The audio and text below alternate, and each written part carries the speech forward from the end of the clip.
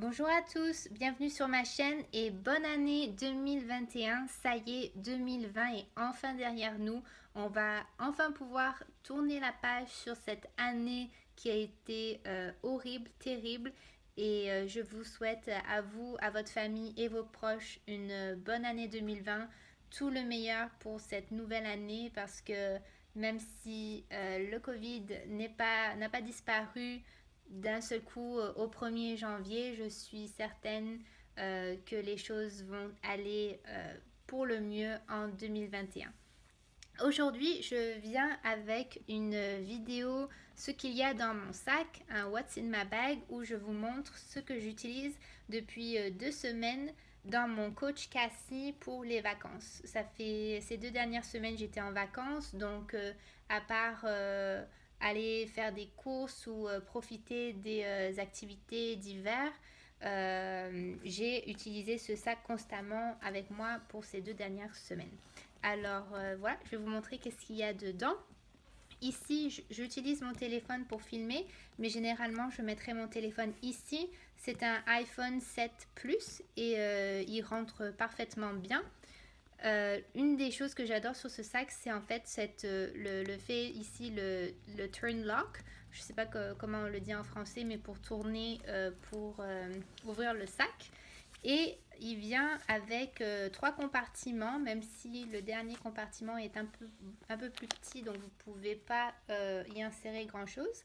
Mais je vais vous montrer ce qu'il y a dedans. Donc dans ce premier compartiment, j'ai un paquet de mouchoirs, j'ai du gel hydroalcoolique et mes lunettes de soleil ce sont des Ray-Ban et que j'ai dans cette petite housse que j'ai commandée sur Amazon, que j'aime beaucoup parce qu'elles sont petites et légères comparativement aux grosses comme housses de lunettes de soleil que vous avez généralement quand vous les achetez. Dans le deuxième compartiment, j'ai un chouchou, j'ai une crème pour les mains, celle-ci est de chez L'Occitane. J'ai un porte-monnaie pour mes pièces de chez Longchamp.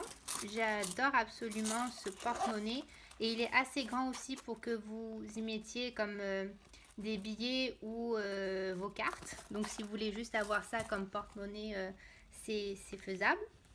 J'ai une petite boîte avec des cachets, notamment pour les maux de tête. J'ai un baume à lèvres de chez L'Occitane aussi. Des gouttes pour mes yeux. J'ai mes écouteurs dans cet étui vraiment trop mignon. Un stylo, ça c'est le Parker Jotter. Je l'adore, il est vraiment, vraiment super. Et en fait, il y a un petit emplacement pour mettre... normalement, vous pouvez mettre comme vos rouges à lèvres ici. Je ne sais pas si vous le voyez très bien, mais moi j'ai juste mis un stylo. Et finalement, mon portefeuille, qui est un portefeuille compact de chez Coach que j'ai acheté en même temps que ce sac. J'ai d'ailleurs fait une vidéo unboxing pour ces objets-là. Je peux vous la mettre en barre d'infos en bas si jamais vous êtes intéressé à aller la voir. Mais c'est un petit portefeuille compact qui vous permet de mettre 6 cartes, plus plusieurs cartes. Il y a ici 2 emplacements, donc plus que 6 cartes. Et puis... ici un compartiment pour vos billets et même pour vos pièces. Donc j'adore, et puis dans un petit sac comme ça, ben, ça vous fait un gain de place énorme à utiliser un petit portefeuille. Vous pouvez bien sûr en utiliser un de taille normale, large, il rentrera parfaitement, mais ça vous laissera moins de place pour y ajouter d'autres choses.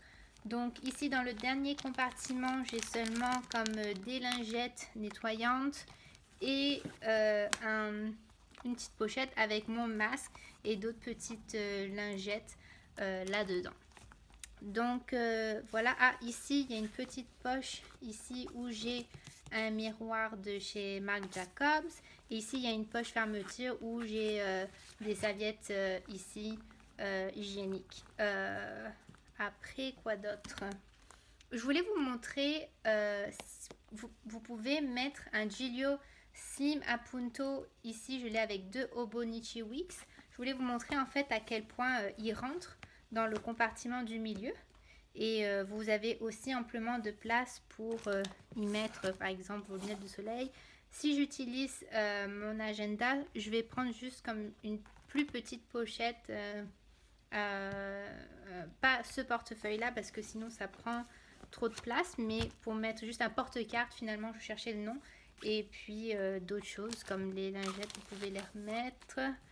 Et puis comme votre gel et des petites choses ici.